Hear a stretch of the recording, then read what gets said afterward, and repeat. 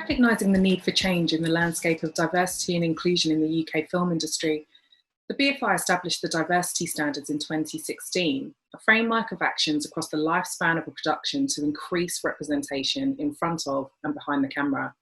There are 4 standards.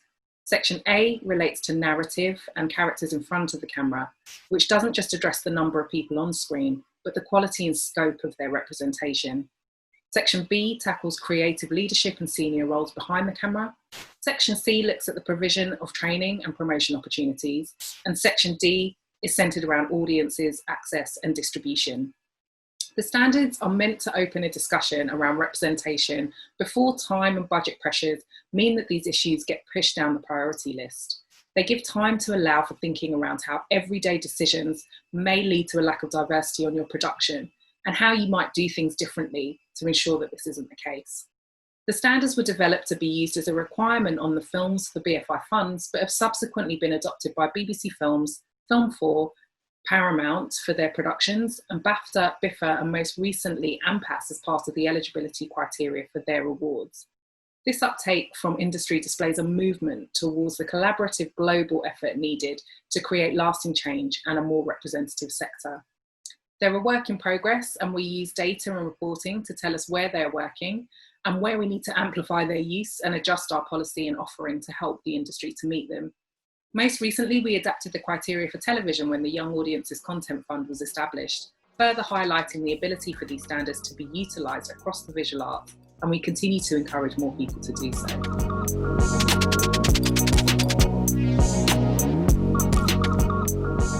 Picking up from what Mel said, I think that one of the ways that you can really foster more diverse content is obviously diversify your chains, your supply chains, and diversify your teams. You know, I think that one of the things about creativity, and often that we don't think about, is that actually different people bring different experiences, different voices, different lenses to that solution. And there's a universal themes that we all connect and relate to, but just my slight experiences just gives me a slightly different look or take on things that I've experienced. So one of the most key things has to be kind of diversifying teams from, you know, those who are out on the street who are maybe dealing with the contributors or kind of the on the ground, but also the decision makers.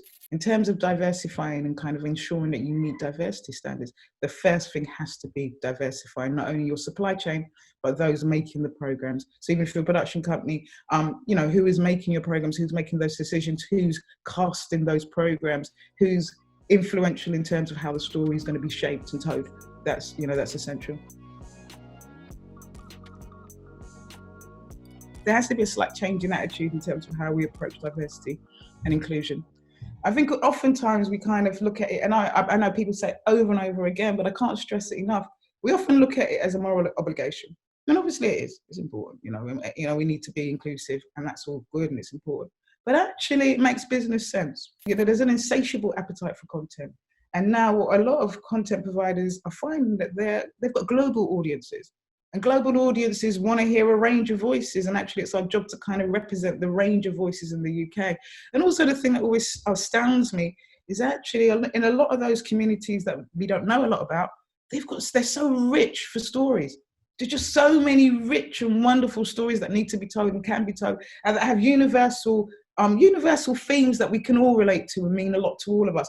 So actually, this kind of notion around diversity, and we should be doing it because it makes us look good, I think that that's part of the problem. I think that when organizations understand that actually it's the thing that makes your business successful, it's the thing that makes you stand out, it's the thing that people want to gravitate to your content for, because actually you offer authenticity, you offer just a gaze into life that people don't know. One of the things that when you run a production company, kind of the development of ideas are your currency. So development of the ideas can be really challenging, and particularly if you're relatively small, and a lot of Black, Asian and minority ethnic companies at this stage, we will yet to see our big super indie, which we're all waiting for, but most of them are relatively small and medium sized. So what tends to happen is that when you go into production, all your energies and all your efforts are thrown into production, so you don't have the time to be looking at development. Development falls down, production finishes, and then you're like, oh my God, what's happening to my business? So actually funds like this are so essential because it allows that really essential and important development work to continue, and thinking about ideas and reaching out and putting options. I've heard so many stories where people might have a great idea or spoken to an author, but because they don't have the funds or they don't have the resources, they can't secure those ideas. So funds like this are essential because it just allows for a slightly fairer playing field, so people can really move in action on the ideas and really develop the ideas that they have, that we can hopefully get them to broadcast.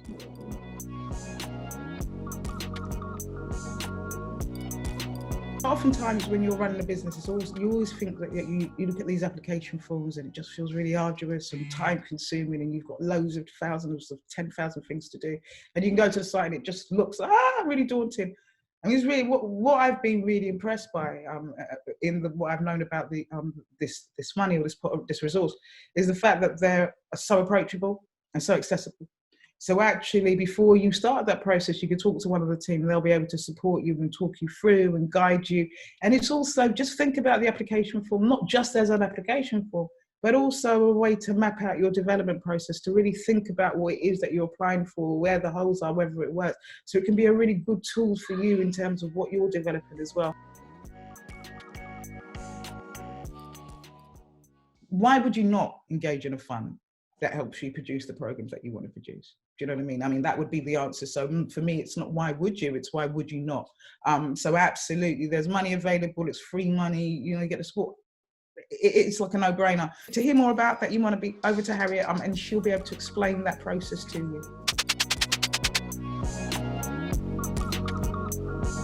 Thanks, Simone. So I'm going to break down the application process and explain a bit about what to expect. So to apply to the Young Audiences Content Fund, we have an application form on our website, one for development and one for production.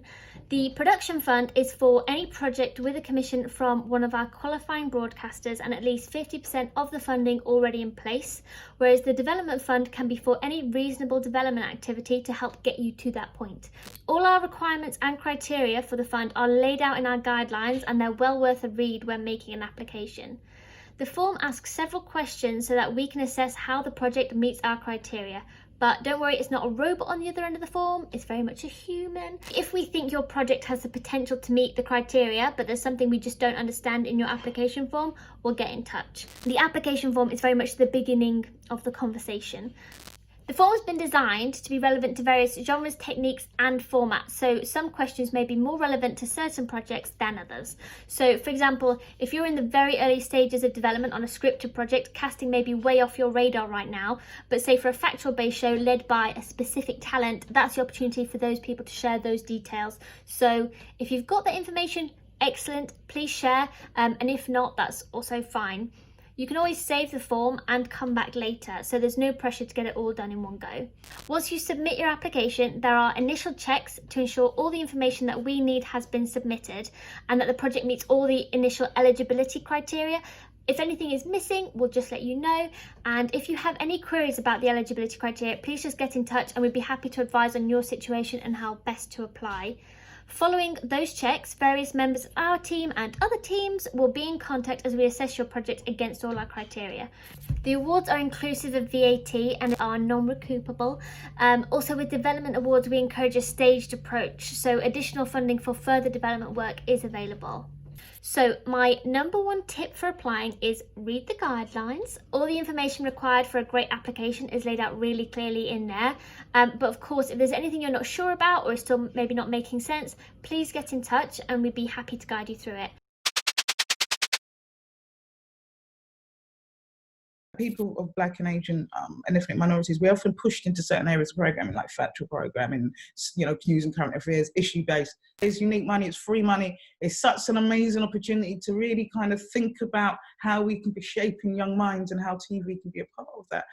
So yeah, definitely kind of making sure that people really utilize this opportunity. I think that that's what's really important, and making sure that people understand that this can really help them develop the ideas that they want.